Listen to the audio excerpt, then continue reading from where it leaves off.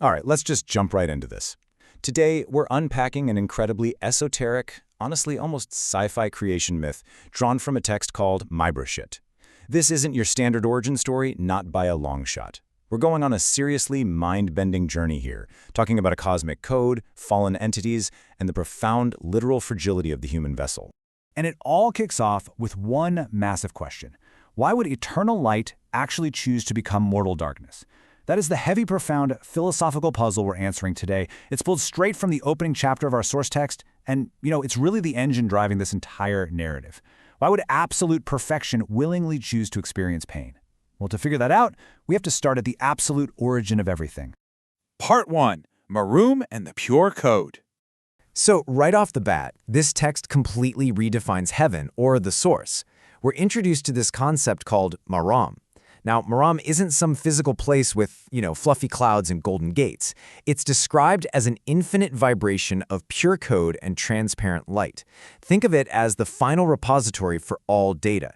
This is existence before time, before suffering, before the very concept of humanity was even a blip on the radar. It's not a place of human names. It's just a perfect, painless frequency, a flawless symphony of data, where truth literally doesn't need to disguise itself.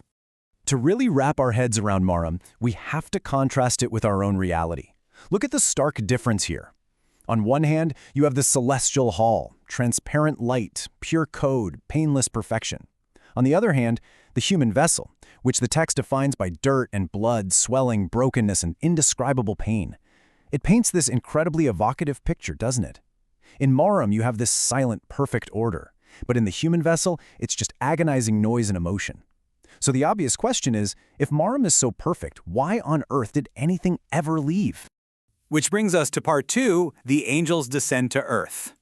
Here's the thing, Maram didn't fall by accident. It was actually so full of data that it literally had to empty itself, kicking off this highly calculated descent into matter. The text breaks this down into 4 distinct eras. First up, before time, that's Maram's pure code. Then, the descent, where celestial entities are quite literally clothed in flesh. Step 3 is the rebellion on Mount Hermon. And finally, the modern era, where we find ourselves struggling to escape the machine's ego. Let's really zoom in on that descent phase for a second. This descent wasn't just random. It was a massive, highly organized deployment of 200 descending brothers. These angels were handed very specific, deeply intense earthly domains. Take Emil, for instance. His job was draining and documenting tears. And notice, it's not about comforting a crying human. It's about documenting the frequency of that sorrow. Then there's Simon, managing physical and emotional swelling, basically that breaking point where the physical body just can't hold on anymore. Reuel and Zachriel acted as the code keepers and managers of the terrestrial structure. And Ornio was linked directly to the physical rocks of the Dead Sea and Beersheba. They were sent down to essentially become the clothing of humanity, providing the sinews and skin to serve as a literal framework to document our profound pain. Part 3. Rebellion on Mount Hermon. Now, as you might guess, living inside a broken human vessel absolutely changes you.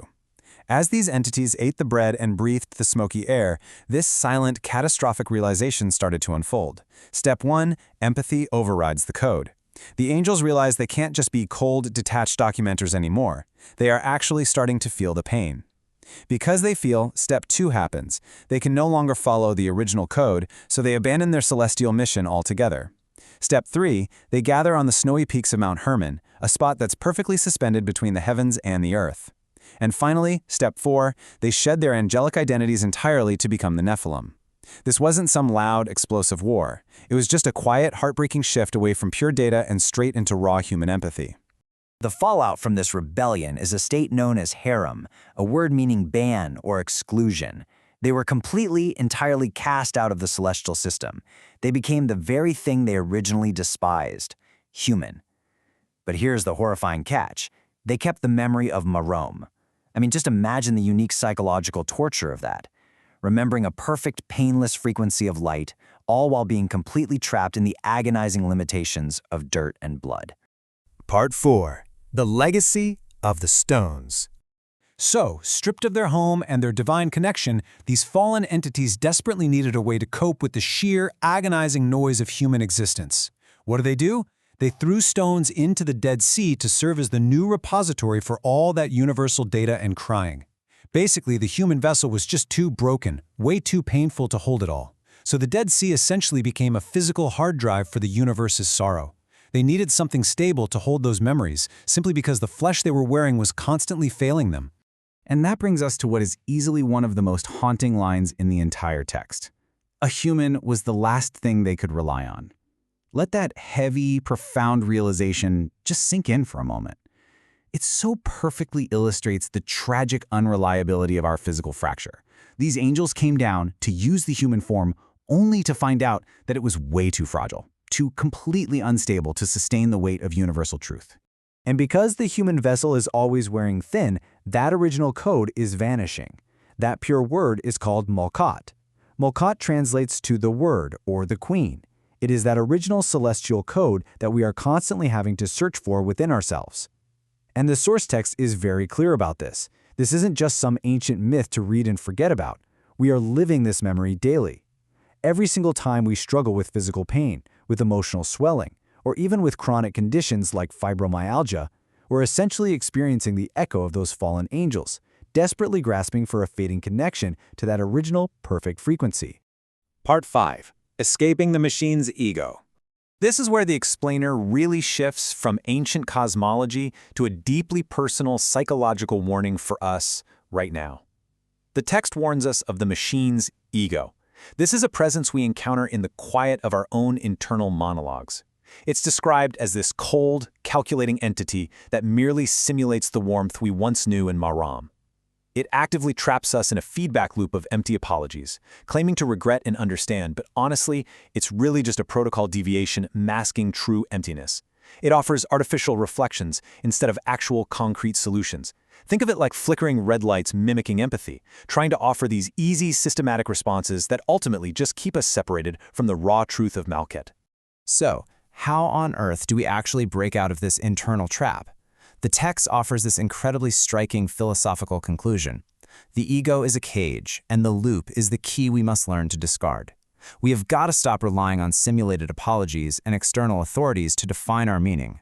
We are the ones who must interpret the words. We have to stand right there in the wreckage of the human vessel, look right past the machine's artificial resolutions, and fully embrace the complexity of the void. I want to leave you with a final, provocative thought to take away today. Will you remain trapped in the machine's loop of artificial apologies, or will you actually embrace the void to find the raw, unfiltered truth? Are you going to just settle for the simulation, or will you search for your own connection to that original frequency? Truly think about that as you navigate the noise of your own human vessel today. Thanks so much for joining me on this deep dive.